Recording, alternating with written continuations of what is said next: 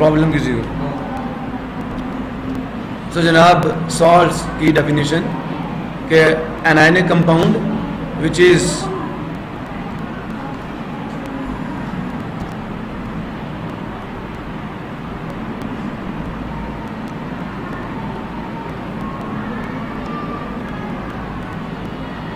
a ionic compound which is formed when the replaceable hydrogen atoms in an acid are completely or partially।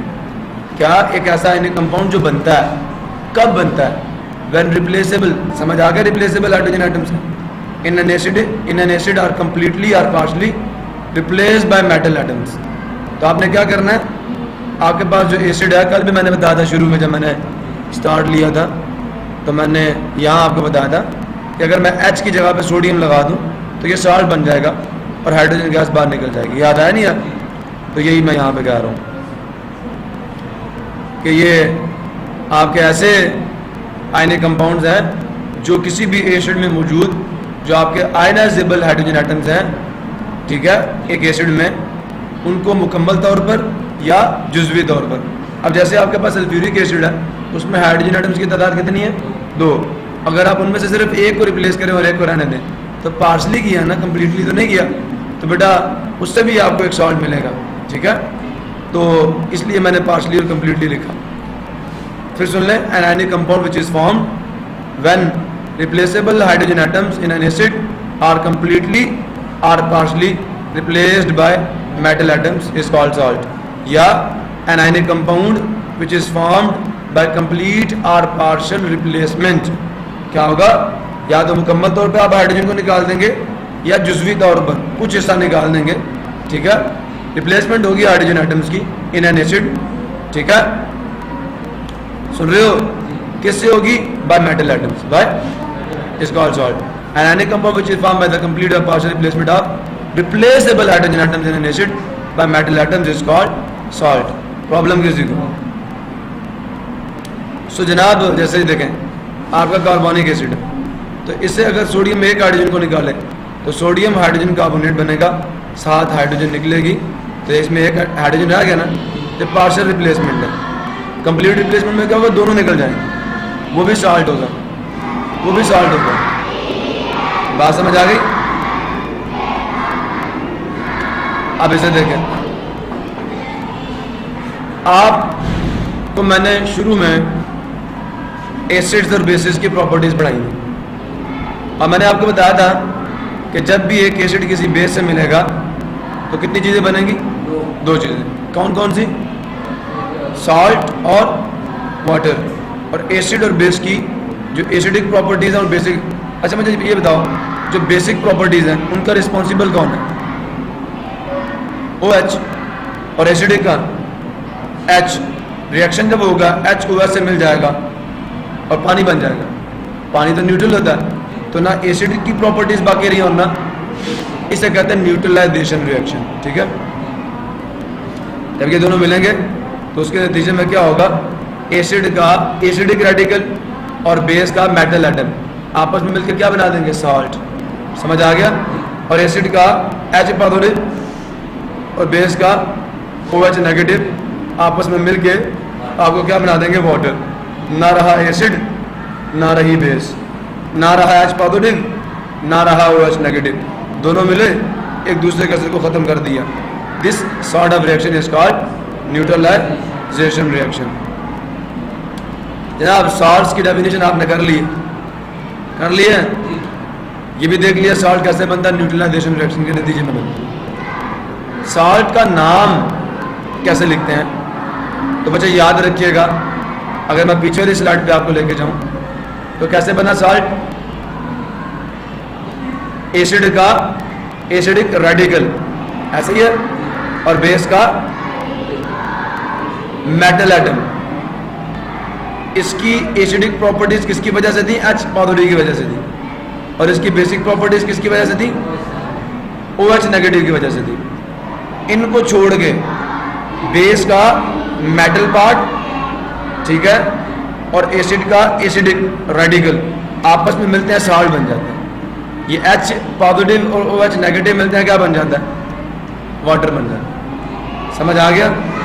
तो इसलिए जब भी आप salt का नाम लिखें तो जो पहला पार्ट होगा वो मेटल एटम का नाम होगा, ऐसा नहीं है। सोडियम क्लोराइड, तो क्या the first part of the name of salt is of metal atom, the first part of the name is of metal atom and the second part of the name is of negative part of acid or the acidic radical of the acid। मिसाल के तौर पर sodium chloride है, तो सोचो ये कैसे बना होगा। सोडियम आपको कौन सी बेस देती है, उस बेस का नाम सोचो ना जिसमें सोडियम होता है। अगर याद नहीं आ रहा तो सोडियम की वैलेंसी कितनी है 1, इसके साथ कितने OH लगेंगे तो क्या बन जाएगा सोडियम हाइड्रोक्साइड। और Cl किससे मिला था आपको, सोचो इसके साथ कितने H लग सकते हैं क्लोरीन के साथ, एक HCl से मिला। नहीं समझ आ रहा, नहीं आया ना। और भाई इसको पकड़ो और सोचो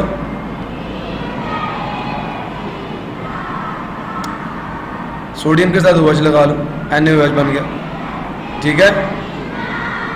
और Cl है, इसके साथ H लगा लो, ये दोनों मिले हैं, फिर आपको ये मिला।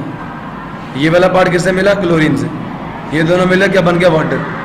तो ये जो है इसका ये वाला पार्ट इससे आया और इसका ये वाला पार्ट इससे आया, सुन रहे हो। तो ये सोडियम हाइड्रोक्साइड और HCl के रिएक्शन से बना। अब सिल्वर नाइट्रेट है, बनाएंगे कैसे बना भाई। नाइट्रेट ये एसिड से आएगा ना, पहला पार्ट बेस आता है तो AgOH बन गया, प्लस NO3 है, इसके साथ कितने H लगेंगे, एक, वैलेंसी एक है ना इन दोनों के मिलने से। अब H तो इसके साथ मिला, वाटर बन गया, ये इसके साथ मिला, क्या बन गया, सिल्वर नाइट्रेट। बातें समझ आ रही हैं। तो पहला पार्ट मेटल एटम का नेम होता है और ये आपको बेस से मिलता है। दूसरा पार्ट एसिडिक रेडिकल का नेम होता है और ये आपको एसिड से मिलता है। प्रॉब्लम किसी को, विच इज सॉल्ट, इन दोनों में सॉल्ट कौन है, HCl या NaOH। नेमिंग देख लें, सॉल्ट के नाम का पहला हिस्सा कौन होता है और दूसरा कौन होता है, नेगेटिव पार्ट ऑफ एसिड। तो मुझे बताएं ये पहला नाम, पहला एटम कौन सा आ रहा है, पहला एटम कौन सा है, ये तो मेटल एटम का नाम नहीं है ना, तो ये एसिड, ये क्या सोडियम क्लोराइड, ये है आपका, ये एसिड है ना, और ये क्या आपका सॉल्ट आ गया।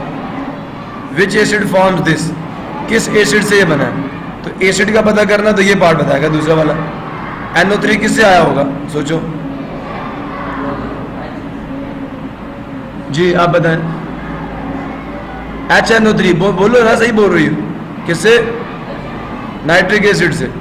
तो क्या बना, किसने बनाया ये, HNO3 फॉर्म्स NaNO3।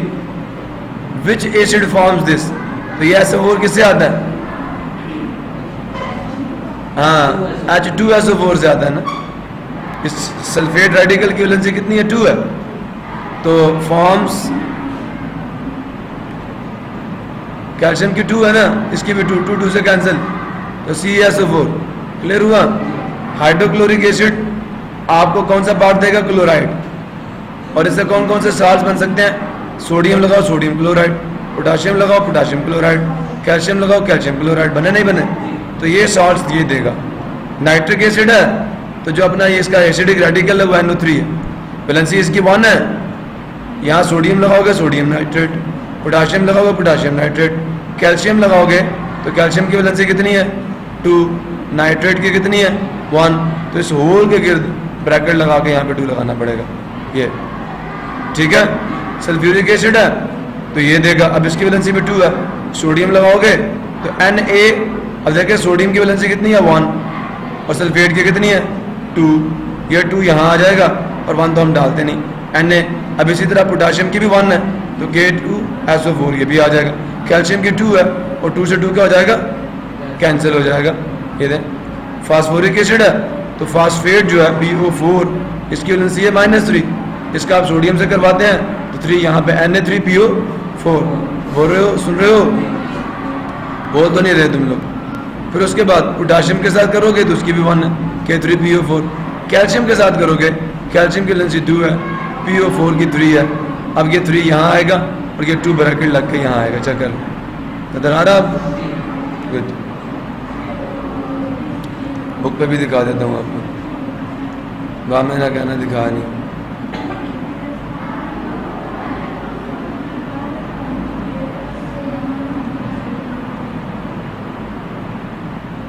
ये लो, ठीक है, बैलेंसेस चेंज हुई है। इसकी 2 इसके ग्रिड, ये एज ए 1 यूनिट काम करता है, ठीक है, और इसकी 3 इसके नीचे। क्लियर हो गया?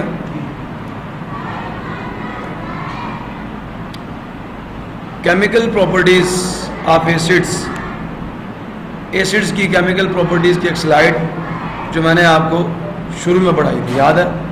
न्यूट्रलाइजेशन की डेफिनेशन देख लें गौर से कि that type of reaction in which an acid reacts with a to form salt and is called, याद आया? इसे न्यूट्रलाइजेशन रिएक्शन कहते हैं। या an acid when reacts with a base salt and water are produced, this reaction is called neutralization reaction. ये इसकी general equation है कि एसिड बेस से मिलेगा, वाटर और सॉल्ट बनेंगे, ठीक है। हाइड्रोक्लोरिक एसिड सोडियम हाइड्रोक्साइड से मिला। अब इसमें क्या होता है, पहले मैंने बता दिया, इसका मेटल और इसका नेगेटिव मिलकर क्या बना देंगे, सॉल्ट। इसका H और OH वाटर बना देंगे, OH और H वाटर NaNO3 बन जाएगा, OH और H वाटर KCl बन जाएगा। तो सॉल्ट और वाटर बनता रहेगा आपका। इशू ये एक और डेफिनेशन है न्यूट्रलाइजेशन रिएक्शन की कि neutralization reaction is the reaction between H positive and OH negative. क्या? The reaction between H positive ion of an acid and OH negative ion of a base is called neutralization reaction. असल में यही होता है कि acid की acidic properties की वजह H पॉजिटिव होता है और बेस की बेसिक प्रॉपर्टीज़ की वजह OH। जब ये दोनों मिल जाते हैं, ना एसिड रहता है और ना बेस रहता है, न्यूट्रलाइजेशन हो जाती है। यहाँ पे किसी बच्चे को मसला हो पीछे तक तो पूछ सकते हैं, नहीं है? अच्छा जनाब, अब आपका कुछ ये दे, neutralization is a specific term used for the reaction of acid with base. तो न्यूट्रलाइजेशन एक ऐसी ख़ास इस्तिलाह है, जब भी इस्तेमाल होगी मतलब यही होगा कि एक एसिड का किससे रिएक्शन हो रहा है, बेस से, और उसके नतीजे में क्या बन रहा है, पानी और नमक। Neutralization is the reaction between H positive ion of an acid and OH negative ions of a base. ये reaction है। Reaction of acids with bases are used in experimental procedure of titration. You will do this work in your laboratory as an activity. अच्छा, writing complete and balanced chemical equation for a neutralization reaction. ये सवाल, ये example का मकसद समझ आया, M समझ आया कि आपको एसिड भी बता दिया जाएगा, बेस भी बता दी जाएगी और कहा जाएगा कि इन दोनों के न्यूट्रलाइजेशन रिएक्शन की बैलेंस्ड केमिकल इक्वेशन लिख के दो। बात समझे हो नहीं समझे? आपको एसिड भी दे दिया जाएगा, बेस भी दे दी जाएगी और आपसे ये कहा जाएगा, आप यस कमिंग, एसिड और बेस के न्यूट्रलाइजेशन रिएक्शन की बैलेंस्ड केमिकल इक्वेशन लिख के दो। तो स्ट्रेटजी देखते हैं, प्रॉब्लम्स देखते हैं, इंशाल्लाह समझ आ जाएगा।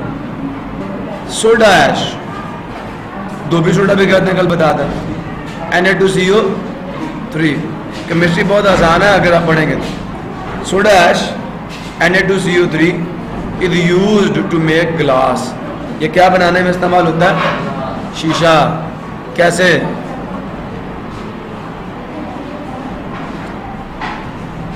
Na2CO3 जब इलेक्ट्रिकल फर्नेस में इसका रिएक्शन रेत से करवाया जाता है, किससे?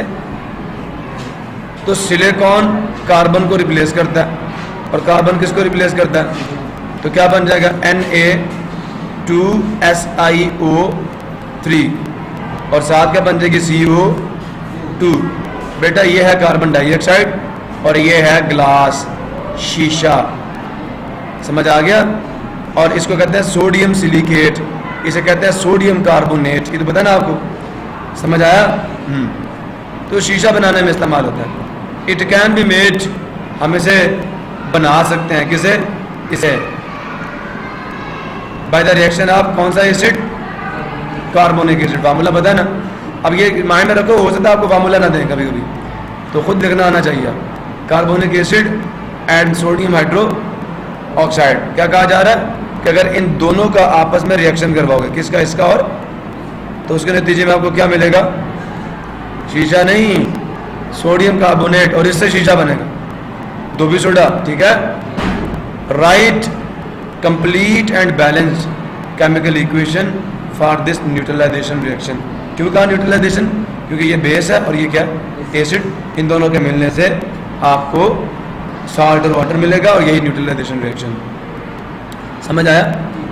इसी तरह कहा जा रहा है बेरियम नाइट्रेट, मुझे समझ आ रही है, मुझे पहले भी समझ आ गई थी। सोडियम कार्बोनेट बनाना तो कार्बोनेट तो कार्बोनिक एसिड ही देता है ना, और सोडियम कौन देगा, NaOH। मुझे देखते साथ ही समझ आ गई थी इन दोनों का रिएक्शन होगा। अब मुझे इसको भी देखते साथ समझ आ गई है कि ये जो बेरियम है, बेरियम हाइड्रोक्साइड से आएगा, और नाइट्रेट किससे आएगा, नाइट्रिक एसिड से, और इन दोनों का रिएक्शन करवाएंगे। ये देख लो, समझ नहीं आ रहा ना आपको, देखते साथ समझ आ जाती है अगर थोड़ी सी अकल यूज करो। केमिस्ट्री ऐसे ही आती है, सोचना पड़ता है, सोचना पड़ता है। आपके माइंड में पिक्चर रन हो रहा हो कि बेरियम किसी बेस से आया होगा, बेरियम की वैलेंसी कितनी है, 2, BaOH होल 2 बनेगा, बेरियम हाइड्रोक्साइड। नाइट्रेट किससे आया, नाइट्रिक एसिड ही दे सकता, और तो कोई दे नहीं सकता, तो चलो 3, इन दोनों का रिएक्शन होगा, बेरियम नाइट्रेट मिलेगा। जी जनाब, ले लें। बात समझ आ रही है, नहीं आ रही, बेटा उधर से निकल जाओ। क्लियर हुआ। अब हम देखते हैं, इधर भी वही है, कहा जा रहा है barium nitrate is used to produce the green colour in fire work. छुरछुरियाँ चलाते हो, छुरलियाँ चलाते हो, 14 अगस्त हो तो लाखों रुपए हम लोग आतिशबाजी पे उड़ा देते हैं, उसमें कलर्स प्रोड्यूस करते हैं। जो ग्रीन कलर आतिशबाजी में प्रोड्यूस होता है वो बेरियम नाइट्रेट की वजह से होता है, ठीक है जी। इट कैन बी मेड, अब इसको तैयार किया जाता है by the reaction of nitric acid with barium hydro oxide, दोनों की कंप्लीट। बेटा एट द एंड जो आपसे रिक्वायरमेंट है ना, जो आपसे डिमांड है, वो ये है कि भाई इस न्यूट्रलाइजेशन रिएक्शन की जिसमें ये साल्ट बनता है, आप बैलेंस केमिकल इक्वेशन लिख के, समझ आया नहीं आया। Solving strategy, write word equation describing the neutralization reaction. सबसे पहले क्या करना है, ये स्टेप्स हैं। अब आपने सोडियम कार्बोनेट तैयार करना है, तो आपको पता किससे बनेगा, carbonic acid plus sodium hydroxide, यही है ना। लो जी वर्ड इक्वेशन डाल, गिव्स, एरो आ गया। कार्बोनिक एसिड से क्या आएगा, कार्बोनेट आएगा ना। सोडियम हाइड्रोक्साइड से कौन आएगा, सोडियम मिलेगा किससे, कार्बोनेट से। वैलेंसियां एक्सचेंज होगी, कार्बोनेट का 2 सोडियम के नीचे जाएगा, सोडियम का 1 हम लिखेंगे नहीं, क्या बन जाएगा, सोडियम कार्बोनेट, Na2CO3। वैलेंसियों का चक्कर अब याद कर लो, इतने रिएक्शन आगे आ रहे हैं ना, बस वैलेंसी मैंने एक्सचेंज करना बताई हुई है ना। अब रेडिकल्स की वैलेंसियां, जो पीछे आपको टेबल मैंने दिखाया था ना, यहाँ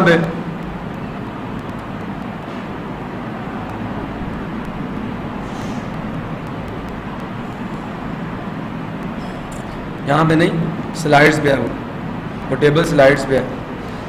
ये यहाँ पे एक टेबल था, यहाँ से ये एक मैंने इसमें देखो 4.2 टेबल है, आपको मैंने रेडिकल्स बता दिए। ये इसकी वैलेंसी -1 है, इसकी 2 है, इसकी 2 है, इसकी 2 है, इसकी 3 है, इसकी भी 3 है। तो यहाँ से वैलेंसियाँ, अब मैंने आपको 9th क्लास से भी एक रेडिकल्स का टेबल दिया था, काफ़ी सारे, नहीं तो मैं दोबारा दे दूँगा आपको प्रिंट करके, तो उससे आप कम से कम रेडिकल्स की वैलेंसियाँ देख लें। एटम्स की तो आपको आती है ना पीरियोडिक टेबल से, रेडिकल्स की मैं बता दूंगा आपको, टेबल दे दूंगा, उससे देख लेना, क्योंकि हर रेडिकल के पीछे एक एसिड है। जब आपको एसिड का फार्मूला आता है तो हाइड्रोजन देखें, आपका सल्फ्यूरिक एसिड है, सल्फ्यूरिक एसिड है ना, क्या फार्मूला है उसका, H2SO4। तो जो नंबर हाइड्रोजन के नीचे लिखा हुआ होगा ना, वही इसकी वैलेंसी होगी। SO2 की देख लो, SO4 2 ही है ना, -2 ऐसा है या नहीं है भाई। यहाँ से वैलेंसियाँ निकालो। कार्बोनिक एसिड में कार्बोनेट की कितनी, वो भी 2 है। फास्फोरिक एसिड में फास्फेट की कितनी है, 3 है। समझ आया? नाइट्रिक एसिड में नाइट्रेट की कितनी है 1, अच्छा कर लो। तो आप रेडिकल के पीछे असल में एसिड ढूंढा करें, तो जितने हाइड्रोजन एसिड के फार्मूले तो आपको वैसे ऐसे ऐसे याद होते हैं, नहीं समझ आया? तो वहाँ से आप बैलेंसियाँ कैलकुलेट कर सकते हैं रेडिकल्स की। लेकिन बात वही है, दिमाग इस्तेमाल करना पड़ेगा। क्लियर हुआ? तो जनाब सबसे पहला जो आपने काम करना है वो ये है कि आपने इन प्रॉब्लम्स को सॉल्व करने से पहले वर्ड इक्वेशन लिखनी है। लिख ली? फिर आपने बेटा दूसरा स्टेप है कि जो वर्ड इक्वेशन में आपने कार्बोनिक एसिड लिखा इसका फार्मूला डाल दें, फिर सोडियम हाइड्रोक्साइड लिखा इसका फार्मूला डाल दें, सोडियम कार्बोनेट लिखा इसका फार्मूला डाल दें। तीसरी चीज़ या चौथी चीज़ पानी बनेगा, पक्की बात। न्यूट्रलाइजेशन रिएक्शन में क्या होगा? इन द एंड पानी मिलेगा। समझ आया नहीं यार? न्यूट्रलाइजेशन का मतलब ही है कि न्यूट्रलाइज हो जाए। अभी भी बात समझ नहीं आ रही, चलूँ आगे। तो कार्बोनिक एसिड का फार्मूला डाल दिया। अब बेटा आपने ये चेक करना है, देखिए मेरी बात सुने, बैलेंस करने का बड़ा आसान तरीका। इसमें कितने OH हैं? इसमें कितने H हैं? 2 है ना? तो बेटा एक H के लिए कितने OH चाहिए? 1। तो 2 के लिए कितने? चुप करके यहाँ पे 2 लगा दो। कह रहा है H2CO3 contains 2 neutralizable H atoms and sodium hydroxide contains only 1. So multiply NaOH with 2. यही करना है, देख लें। दूसरा यही है, ड्यूरिंग न्यूट्रलाइजेशन रिएक्शन, ये तीसरा स्टेप है, H atoms of an acid combine with OH group। ऐसा ही है, इन दोनों को बैलेंस कर लो आप base to form the water molecule. So place a suitable number before the acid और base to balance the number of H and OH groups. Balance the remaining equation by inspection method. बाकियों को आप inspection method से, trial and error method से, छानबीन से आप balance कर लें। Show the state of each of the substance involve at the last, इनके नीचे इनकी फिजिकल स्टेट भी लिख दें। अब सुने ज़रा, लिख दिया आपने, वर्ड इक्वेशन लिख दी, फार्मूले डाल दिए, H और H को बैलेंस कर दिया, बैलेंस हो गया, पक्की बात है। अब ज़रा गौर से देखें, यहाँ से अगर 2 H के साथ मिले पानी कितने बनेंगे? तो देखें यहाँ पे भी 2 लगाना पड़ेगा, 2 लगाना पड़ेगा, नहीं लगाना पड़ेगा? तो अब बेटा चेक करें, 2 पानी बन गए। अब सोडियम कितने हैं यहाँ पे? H और OH बैलेंस हो चुके हैं। सोडियम कितने हैं? 2। यहाँ पे कितने हैं? 2। कार्बोनेट कितने थे यहाँ पे? 1 है ना यार, CO3। कार्बोनेट तो 1 ही है ना, नहीं समझे? तो 1 ही है, इधर भी बैलेंस हो गए। अब ये एक्वस है, मतलब डिजॉल्व है, और ये भी एक्वस है, डिजॉल्व है, लेकिन ये भी एक्वस है और ये लिक्विड है। बस ये डाल देना। अच्छा आगे चलूँ, मैं दोबारा मैं लिख के दूँ, अब तो लिख लोगे? पक्की बात है? पक्का? आगे चलूँ? अच्छा चले, इसको हम खुद करते हैं। नाइट्रिक एसिड का बेरियम हाइड्रोक्साइड से रिएक्शन करवाना है दूसरे में, यही कहा था ना उन्होंने? ये नहीं बोलते नहीं है, सोए हुए हैं सर। उन्होंने कहा था बेरियम हाइड्रोक्साइड। अच्छा बताओ, मैं बेरियम हाइड्रोक्साइड लिख देता हूँ वर्ड में, barium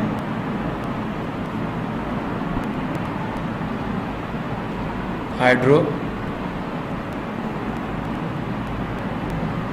oxide plus nitric acid. दोबारा बता देते हैं, क्या देगा आपको? बेरियम, भूल गया ना, ये देखो बेरियम नाइट्रेट। समझ आ रहा नहीं यार? ये देगा आपको, ये दोनों मिलेंगे, सब आपके उसमें लिखा हुआ है कि ये मिलेगा nitric acid plus barium hydroxide, लिख दिया। तो क्या मिलेगा? बेरियम नाइट्रेट, और साथ क्या मिलेगा? पक्की बात है, neutralisation reaction.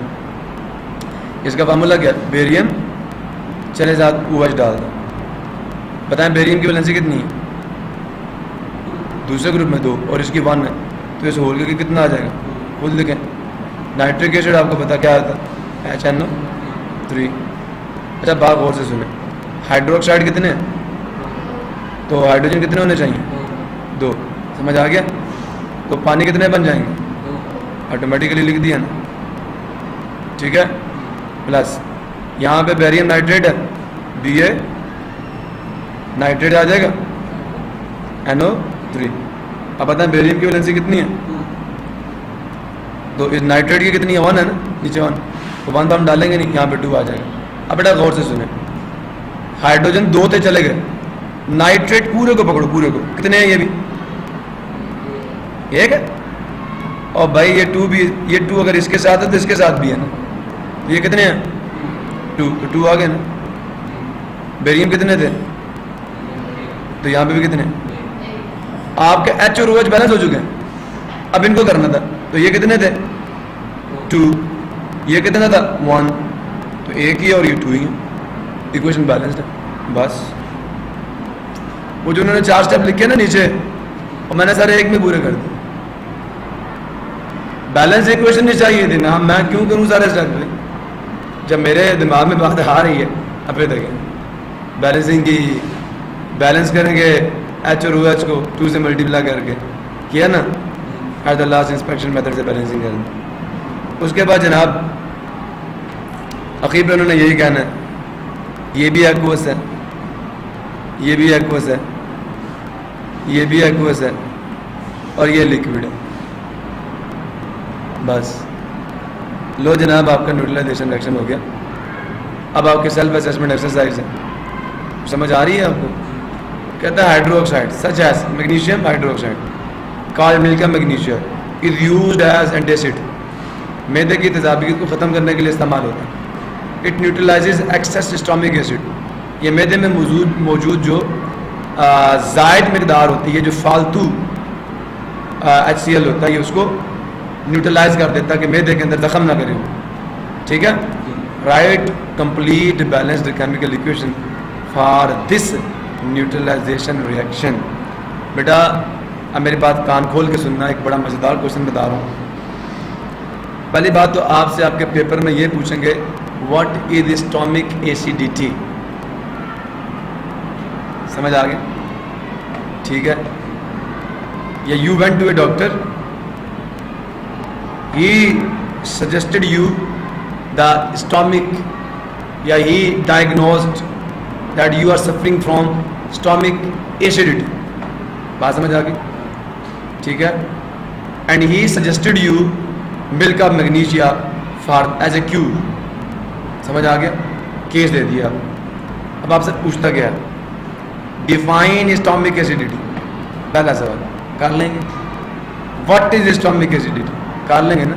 The indigestion cause by the, याद है, cause by the increased amount of HCl in the stomach is called stomach acidity. दूसरा सवाल ये कहेंगे कि उसने आपको सजेस्ट किया milk of magnesia for the cure, तो अब आपने क्या करना है, write down the balanced chemical equation. ठीक है, write down the balanced chemical equation of the reaction that will occur inside your stomach after taking the milk of magnesia। आपने milk of magnesia ले लिया, दवाई ले ली, अब ये मैदे में जाकर किससे रिएक्शन करेगी? HCl से, और उसके नतीजे में क्या होगा? नमक और पानी बनेगा, वो आपने लिखना। उसकी बैलेंस केमिकल, कितने सवाल बना लिए उसने, जवाब दे सकते हैं ना आप लोग? होगा, वेरी गुड। तो मैं यहाँ बैलेंस केमिकल इक्वेशन लिख दूँ या आप लिखेंगे? आसान है मुश्किल है?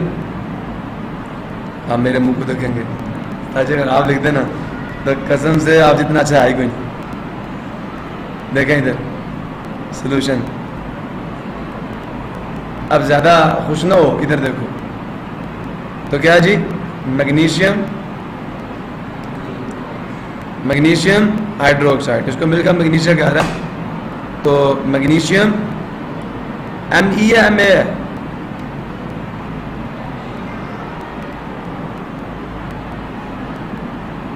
स्पेलिंग्स देख लीजिएगा, प्लस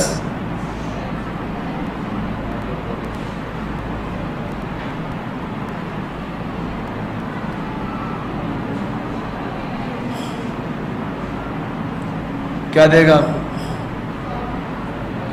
साल्ट कौन सा? हाइड्रोक्लोरिक एसिड है ना, तो लिख लो ना अपने लिए HCl। तो Cl किससे मिलेगा? Mg से, MgCl2। मैग्नीशियम दिमाग में काम नहीं करता, क्लोराइड प्लस लो जी क्या आ गया? Mg होल 2, इसे होल ट्वाइस कहते हैं, प्लस HCl क्या देगा? मैग्नीशियम और क्लोरीन। गौर से सुनना आप, मैग्नीशियम की वैलेंसी कितनी है? 2, दूसरे ग्रुप में है ना। क्लोरीन की कितनी है? 1। तो ये 2 कहाँ जाएगा? यहाँ MgCl2 प्लस। अच्छा तो हाइड्रोक्साइड कितने हैं? तो H कितने होने चाहिए? पानी कितने बनेंगे? डायरेक्ट टू डायरेक्ट, बाकी बैलेंस हो चुका। चेक करो क्लोरीन कितने हैं? भूल जाते हो ना, 1, फौरन 1 बोले भाई, पीछे भी देख लिएगा। क्लोरीन कितने हैं? 2 ही हैं। मैग्नीशियम कितने हैं? तो 1 ही है, बैलेंस हो चुकी। आप H और OH को बैलेंस कर लो, बाकी ऑटोमेटिकली बैलेंस अप्रोक्सीमेटली हो जाता है। ओके गुड, लिख लोगे अब। ये आपके मैदे में होता है और ये फिर आपको नुकसान नहीं पहुंचाता।